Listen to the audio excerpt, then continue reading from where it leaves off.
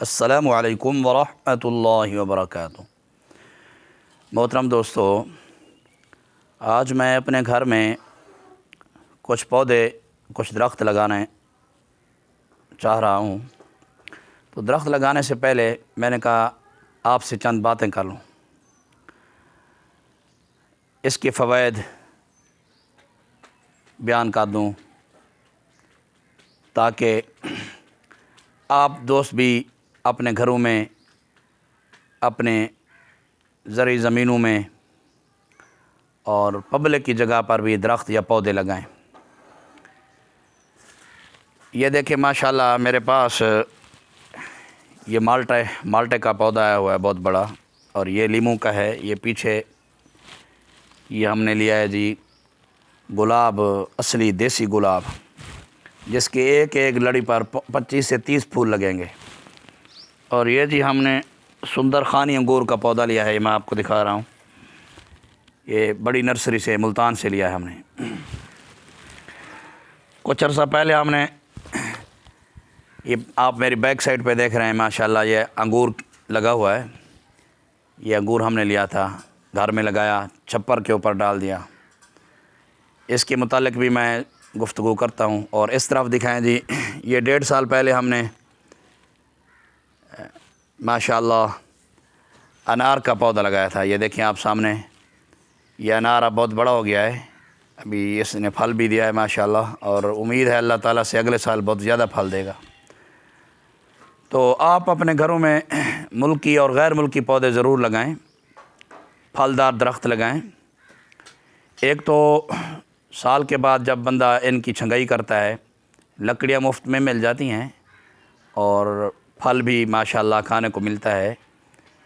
آپ جب پودے لگائیں گھروں میں یا درخت لگائیں، ان کو تازہ پانی دیں، صاف ستھرا پانی دیں۔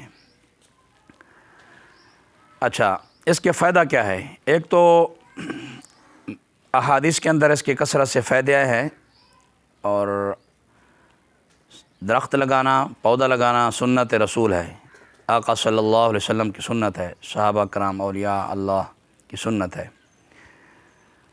درخت لگانا صدقہ جاریہ بھی ہے۔ پھلدار درخت سے انسان پھل کھاتے ہیں، اسی طرح پرندے پھل کھاتے ہیں، تو یہ صدقہ جاریہ ہے۔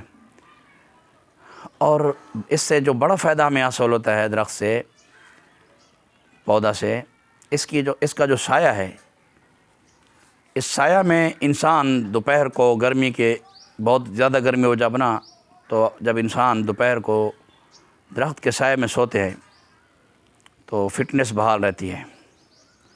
جوڑوں کے درد کے مریض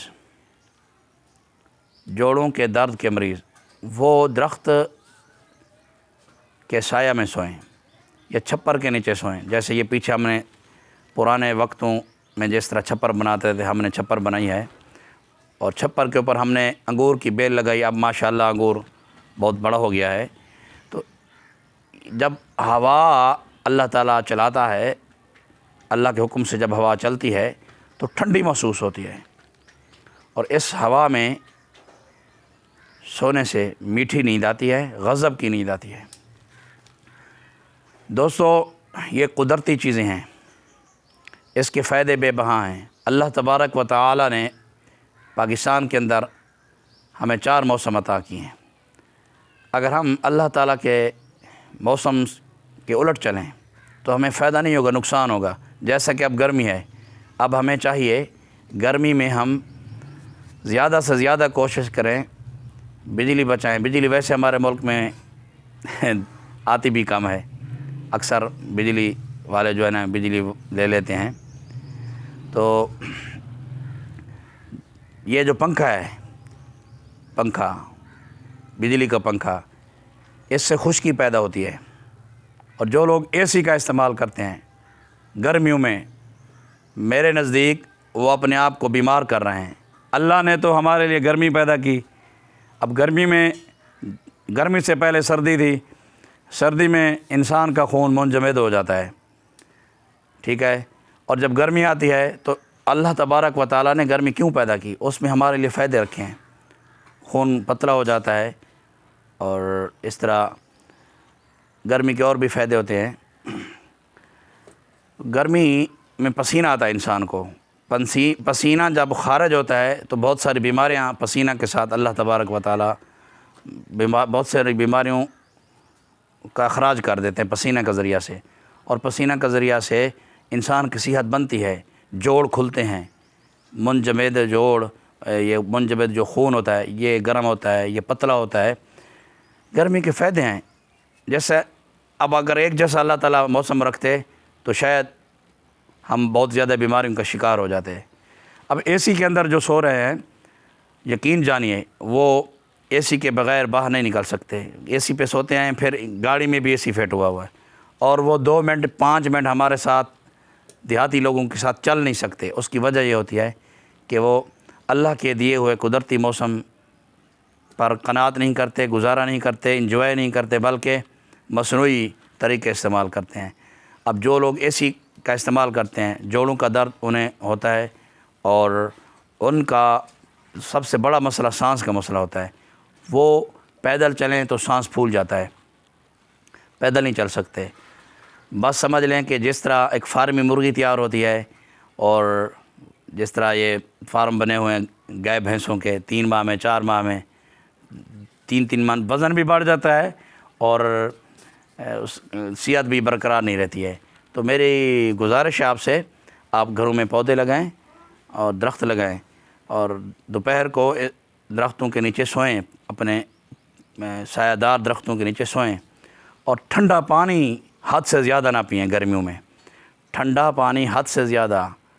میں تو آپ سے گزارش کروں گا، آپ بالکل اگر اپنی صحت چاہتے ہیں تو ٹھنڈا پانی ترک کر دیں، چھوڑ دیں، آپ صرف سادہ پانی پئیں، نلکے کا پانی ہو، اچھی طرح اسے چلائیں، جب ٹھنڈا پانی آئے قدرتی پانی، اس کو آپ مٹی کا گھڑا لیں، اس میں رکھیں، بس اوپر سے آپ کوئی گونی لے لیں، گونی جسے بوری کہتے ہیں، بوری ہوتی ہے سوتر کے دھاگے کی، اس کو آپ ٹھنڈا کر کے باہر سے لپیٹ دیں، بس بہترین گھڑے کا پانی ٹھنڈا آپ پئیں، انشاءاللہ صحت بحال رہے گی۔ تو بجلی کے پنکھوں کی نسبت جو لوگ رات کو بھی قدرتی ہوا پر سوتے ہیں، ان کی فٹنس اور صحت بحال ہوتی ہے۔ آپ تجربہ کر کے دیکھ لیں، آپ دوست جب رات کو سوتے ہیں بجلی کا پنکھا لگا کر، تو آپ جب صبح اٹھتے ہیں گرمیوں میں تو آپ صحیح طریقہ سے نہیں اٹھ سکتے، تھکاوٹ ہوئی ہوتی ہے، اور ایک قسم کی سستی چھائی ہوئی ہوتی ہے۔ اگر آپ گرمیوں میں رات کو پنکھا کے بغیر قدرتی ہوا پر سوئیں، انشاءاللہ العزیز میٹھی نیند آئے گی، اور دوسرا تہجد کے وقت اللہ پاک آپ کو بالکل اٹھا دیں گے، آپ کو جاگ آ جائے گی، آپ تہجد بھی اچھی طرح ادا کر سکیں گے، اور صبح کی نماز بھی اچھی طرح ادا کر سکیں گے۔ آپ کے جوڑ میں درد نہیں ہوگا، آپ کی کمر میں درد نہیں ہوگا، آپ کی فٹنس بحال ہو جائے گی۔ یہ چند باتیں تھیں، میں نے عرض کر دی ہیں، آپ دوستوں سے گزارش ہے آپ عمل کر کے دیکھیں تو صحیح۔ درختوں اور پودوں کے حوالے سے آپ کوشش کریں گھروں میں پھلدار درخت لگائیں، ایک تو آپ کو سایہ ملے گا، ٹھنڈی ہوا ملے گی، اور دوسرا آپ کو تازہ پھل ملے گا، پکا ہوا پھل گھر میں جو آپ اپنے ہاتھوں سے لگائیں گے پھل، انشاءاللہ آپ خود بھی کھائیں گے، اپنے دوستوں کو بھی کھلائیں گے۔